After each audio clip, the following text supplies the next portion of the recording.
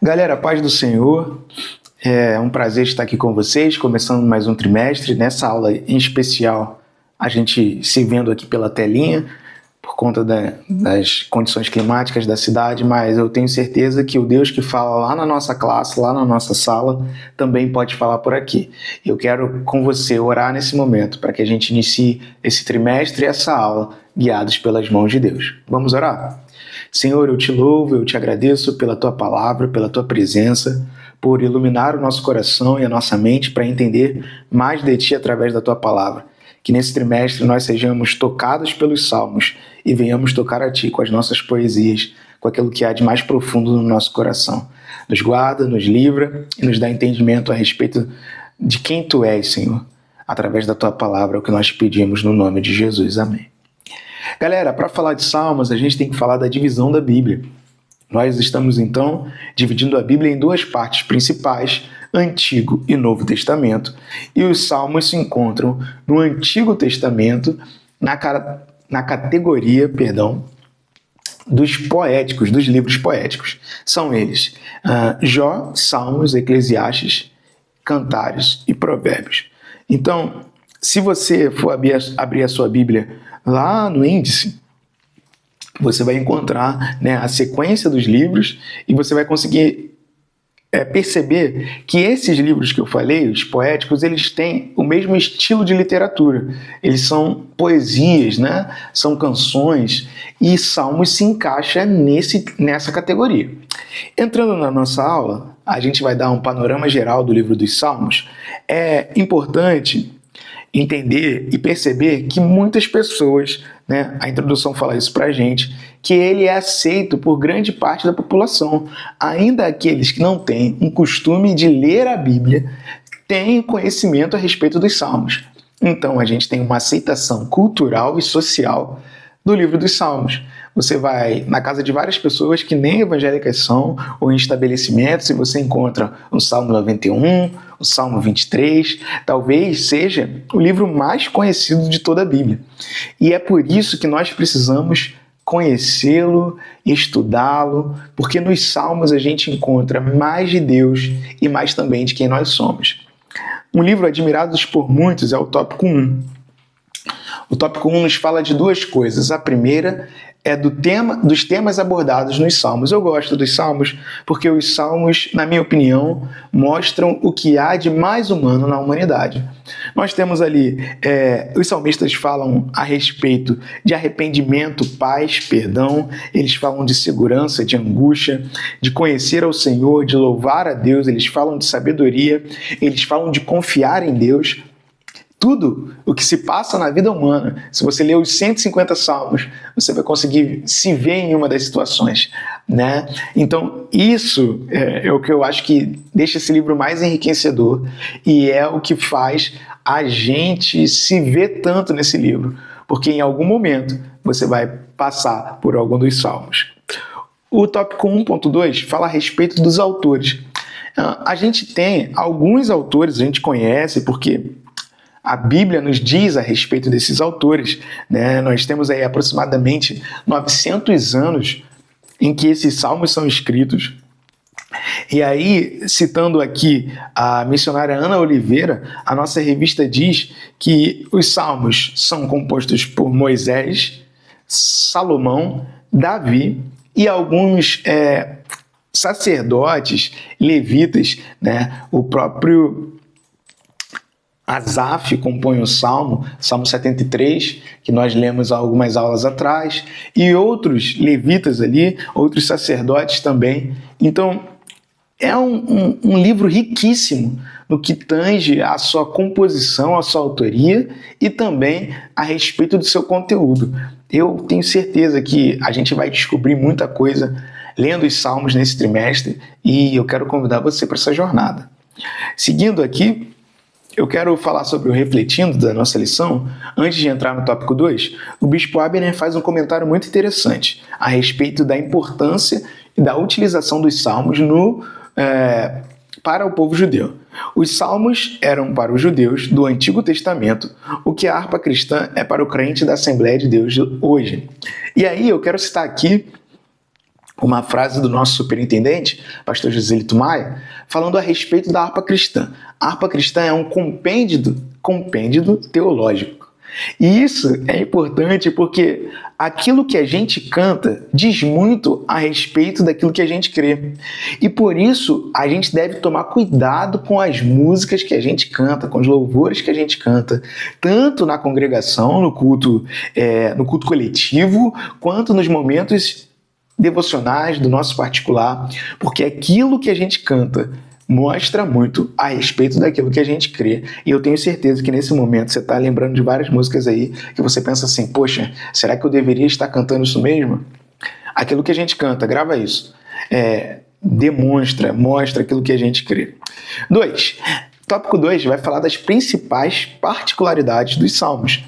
A característica da poesia hebraica que se difere muito do que a gente conhece como poesia aqui no Ocidente. Quando se fala de poesia aqui no Ocidente, de rima, a gente vai rimar palavras que não necessariamente têm o mesmo significado. Então, para uma rima ser boa, no final das contas, eu tenho que conseguir rimar, por exemplo, mamão com uma mão, que não tem nada a ver, né? Não tem o seu mesmo significado do seu campo semântico. Lá na poesia hebraica, né, e ela ficou famosíssima nos tempos antigos, por isso também, a poesia hebraica estabelece um combinado, né, uma rima, não de métrica ou tempo, ou de expressão.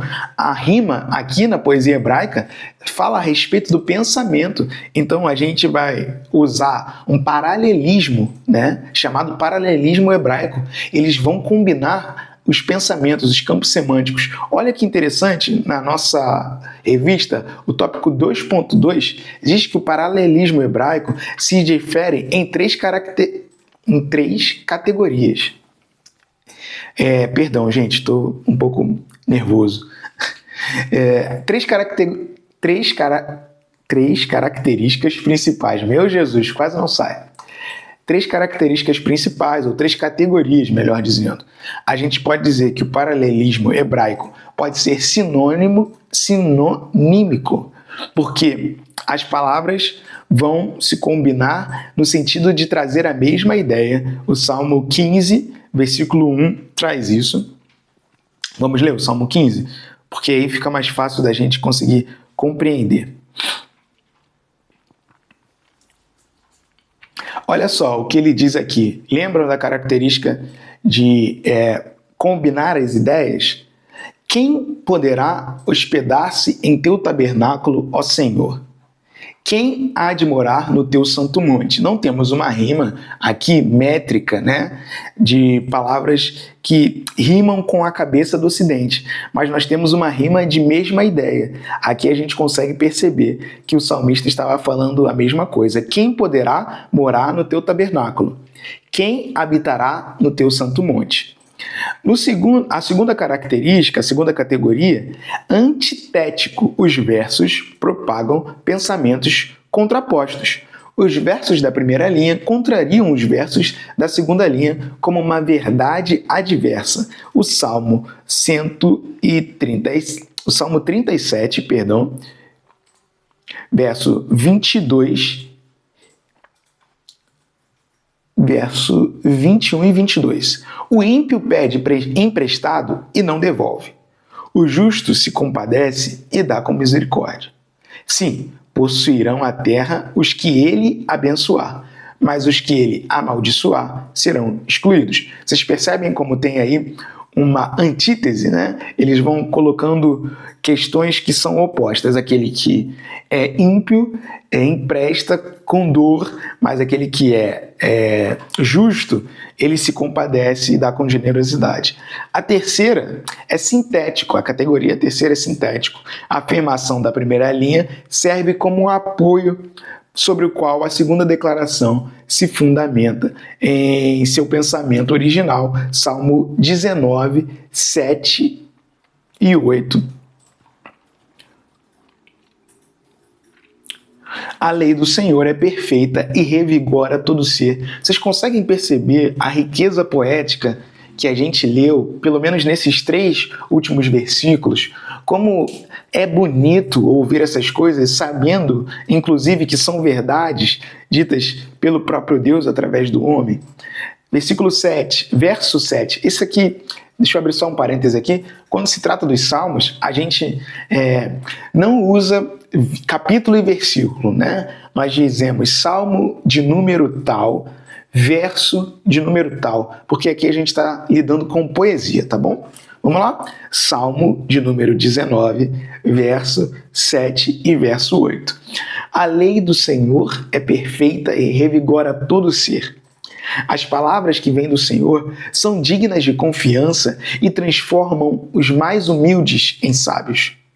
Os preceitos do Senhor são justos e proporcionam alegria ao coração.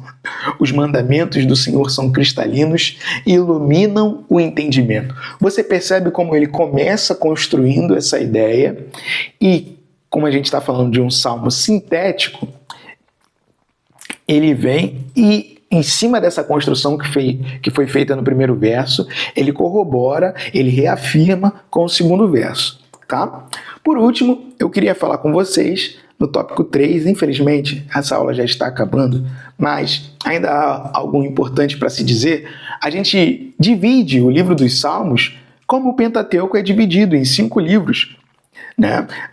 Uma divisão adotada de modo a responder o Pentateuco. O primeiro livro começa no Salmo 1 e vai até o Salmo 41. O segundo livro, do Salmo 42 ao Salmo 72. O terceiro, do Salmo 73 ao Salmo 89. O quarto livro, do Salmo 90 ao Salmo 106. E o quinto livro, o Salmo 107 ao Salmo 150. Aqui fica então a questão, o tópico 3.2, por que estudar o livro dos Salmos? E aqui eu quero dar a minha resposta a você, querido aluno, querida aluna, aquele que está assistindo a esse vídeo nesse momento. É de suma importância que a gente estude o livro dos Salmos, os salmos desse livro, para que a gente entenda que Deus, e isso eu gosto de bater nessa tecla, gosto de falar sobre isso, porque isso me traz um certo conforto. Deus não está alheio às situações que nós passamos na nossa vida.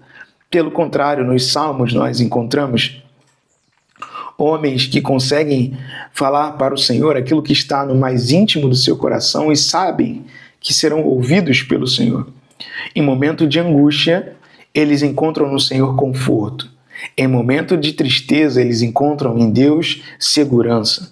Em momento de medo, eles encontram em Deus fortaleza. E isso tudo nos demonstra, nos é mostrado aqui no livro dos Salmos. E por isso que nós precisamos conhecer mais aos Salmos, porque conhecendo aos Salmos, nós conheceremos como agir nos momentos das nossas vidas e assim conheceremos a Deus. Nós temos aqui cânticos de libertação, o Salmo de Moisés, o Cântico de Moisés. Nós temos cântico de alegria da volta do cativeiro, quando o Senhor trouxe aqueles que estavam no cativeiro, nós estávamos como os que sonham. Olha que coisa linda nós temos, e aqui eu queria encerrar com vocês falando do Salmo 1, uma advertência e um caminho para o qual o homem deve seguir. Bem-aventurado é o homem que não segue o conselho dos ímpios, nem se detém no caminho dos pecadores e nem se assenta na mesa dos escarnecedores. Antes, tem o seu prazer na lei do Senhor, e na sua lei medita de dia e de noite. Por quê? Porque ele será como uma árvore plantada junto ao ribeiro, que dá fruto no seu tempo certo e as folhas não murcham, e tudo o quanto ele realiza prospera. E aí, percebam aquilo que a gente estava falando da poesia. Nesse caso aqui, a gente tem um contraponto. Não é o que acontece com os ímpios, verso 4. Ao contrário, são como palha que o vento carrega. Por isso, os ímpios não sobreviverão ao julgamento, nem os pecadores subsistirão na congregação dos justos, pois conhecer o Senhor é o caminho dos justos, e o caminho dos ímpios conduz a destruição. Nós estamos estudando porque nós queremos e precisamos conhecer mais de Deus. Mas vamos fazer uma oração mais uma vez, nessa manhã, nessa tarde, nessa noite, enquanto você estiver assistindo esse vídeo, para que Deus molde o nosso coração e dê sede da sua palavra e dê fome de ouvir a sua voz, e que assim a gente consiga conhecer mais dele, e conhecendo mais dele, conheceremos mais de nós. Saberemos nossos limites e teremos certeza que nele nós podemos confiar. Vamos orar? Senhor, nós te agradecemos por esse tempo, pela tua palavra que é limpa, que é linda, que é maravilhosa, que toca o nosso coração, que enche a nossa vida do teu ser, Pai. Senhor, a tua palavra tem poder de transformar a nossa pequenez, a nossa mediocridade, nos dá sabedoria, conhecimento de Ti, ó Pai, conhecimento de nós mesmos, de entender o nosso limite, de entender até onde nós podemos chegar, e por isso eu te louvo nessa manhã, Pai, porque eu ouço a Tua voz quando eu leio a Tua palavra. E Senhor, assim como o Salmo 119, nós queremos orar nessa manhã, pedindo que o Senhor nos ajude a guardar a Tua palavra no nosso coração, porque guardando a Tua palavra nós não pecaremos contra Ti. Deus, no nome de Jesus, abençoe esse jovem, essa jovem que está assistindo essa aula, Pai, e que ele tenha cada vez mais sede de Ti, mais fome do Teu Espírito, de sentir a Tua presença, de estar contigo, Deus, e conhecer mais de Ti, conhecendo mais de Ti, espalhar essa mensagem de salvação e esperança a todo mundo. Senhor, no nome de Jesus, nos guarda, nos dando livramento, Pai, na nossa mente, no nosso intelecto, Pai. E no nome de Jesus, que esse período que nós estudaremos o livro dos Salmos, nós venhamos estar cada vez mais próximos de Ti. Eu quero te pedir, Senhor, que continue abençoando a nossa vida e que nos dê a oportunidade, Deus, de viver realmente o que é o Evangelho. Não um convencimento cultural, social, uma aceitação da sociedade, Pai, nada disso, mas que nós venhamos ser aceitos por Ti, conhecidos do Senhor, e conhecendo ao Senhor, conheçamos a nós mesmos, Pai, porque Tu és a fonte primária de todas as coisas. Deus, nos ajuda, nos esforça, Pai, abre o nosso entendimento para conhecer a Tua palavra. É a oração que nós fazemos no nome de Jesus. Gente, eu quero dizer que eu estou muito feliz de poder voltar a esse formato aqui. E talvez, não vou prometer, porque a gente não deve fazer promessas que a gente não possa cumprir, mas talvez eu grave mais coisas aí. E aí você que está aqui nesse canal, que eu acho que esse canal aqui é Pedro Marques, tem um número lá depois, mas Pedro Marques, você que está no link, clique em algum lugar aqui, por favor. Se inscreve no canal, dá uma olhadinha nos vídeos anteriores que tem aula completa aqui de escola dominical, 1 hora de aula, você vai amar. Essa aula aí foi especial sobre a libertação do povo hebreu do Egito. Tem drops de Bíblia, vídeo de 2 minutos, tem especial sobre Páscoa, tem especial sobre dons do Espírito. Pelo amor de Deus, ouça a voz do Senhor, que nesse momento fala para você, fulano de tal, se inscreva nesse canal. Deus te abençoe, tenha um dia abençoado, tá? Fique na paz.